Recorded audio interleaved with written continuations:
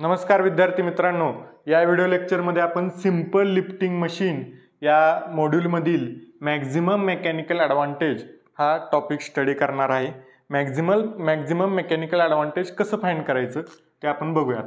आता आपल्याला माहित आहे मेकॅनिकल ॲडव्हांटेजचा फॉर्म्युला काय आहे। Mechanical advantage is equal to W/P। पण आपल्याला काढायचं आहे मॅक्झिमम मेकॅनिकल ॲडव्हांटेज। आपल्याला लॉ ऑफ मशीन माहित आहे। लॉ ऑफ मशीन विषयी मागच्या व्हिडिओमध्ये आपण डिस्कस केलेला आहे। लॉ ऑफ मशीन असा असतो P is equal to mw plus c। आता P च्या जागेवर एफर्टच्या जागेवर जर ही व्हॅल्यू मी टाकली तरी चालते। ma is equal to W/P च्या जागेवर mw प्लस c। आता मी काय करतो, खाली वर न्यूमरेटर आणि डिनॉमिनेटर दोन्हीला w ने डिवाइड करतो। डिवाइड बाय w ने डिवाइड केले काय होईल, ma is equal to w divided by w 1 येणार divided by mw divided by w आणि plus c divided by w। खाली सेपरेट दोन टर्म आहेत त्यामुळे त्याला सेपरेट डिवाइड केले मी।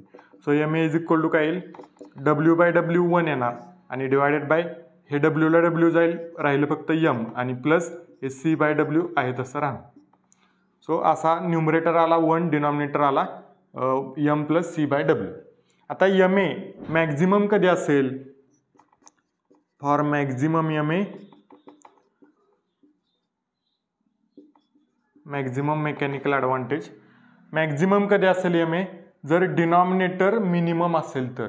डिनॉमिनेटर मिनिमम म्हणजे किती, 0 सगळ्यात मिनिमम डिनॉमिनेटर किती, 0 म्हणजे m plus c by w हे 0 असेल त्यावेळेस ma काय असणार, maximum.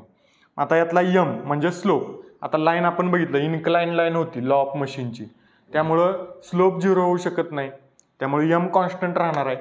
m not equal to 0, मग 0 झालं तर काय होईल, c बाय w 0 होईल। So c by w is equal to 0। मग हे c बाय w 0 ते आपण इथं पुट करूया, याला इक्वेशन 1 म्हणूया आणि या इक्वेशनमध्ये c बाय w ची व्हॅल्यू 0 पुट करू, म्हणजे आपल्याला मिळेल काय, maximum mechanical advantage. So maximum mechanical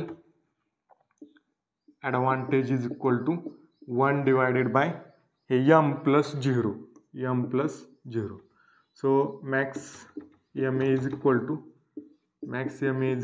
1 divided by m plus 0 काय येणार, m म्हणजे हे आहे maximum mechanical advantage. Maximum mechanical advantage is equal to 1 divided by m म्हणजे स्लोप ऑफ लाईन। कुठली line, P is equal to mw plus c, ही law of मशीनची line आहे, त्याचा स्लोप म्हणजे m, तो इथं टाकला की मॅक्झिमम m हे आपल्याला मिळते। आता यातलीच अजून एक कन्सेप्ट आहे maximum efficiency. Maximum efficiency of machine, maximum efficiency of machine. तर मॅक्झिमम ma असेल तर इफिशियन्सी मॅक्झिमम असणार मशीनची, ओके।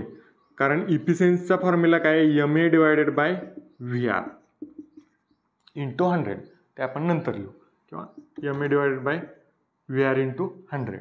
आता बघा इफिशियन्सी मॅक्झिमम कधी असेल, मॅक्झिमम ma असेल तर, ma मॅक्झिमम असेल तर इफिशियन्सी मॅक्झिमम, vr हा कॉन्स्टंट राहणार आहे। सो मॅक्झिमम इफिशियन्सी किंवा इटा मॅक्स असं म्हणतो मी त्याला, eta max is equal to max ma divided by vr।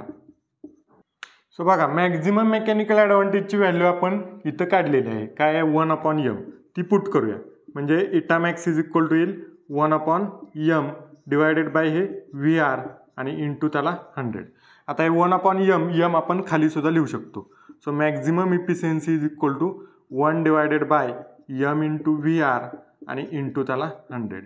हे आहे मॅक्झिमम इफिशियन्सी ऑफ मशीन, कधी असते, मॅक्झिमम मेकॅनिकल ॲडव्हांटेज असेल तर।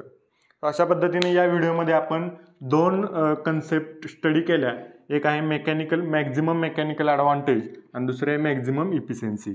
त्याचे दोन फॉर्म्युला आपल्याला मिळाले, maximum mechanical advantage 1/m, maximum efficiency 1/m into vr into 100। आता हे फॉर्म्युले आहेत ते आपण पुढे प्रॉब्लेम सॉल्व्ह करायला यूज करणार आहे। Okay, thank you.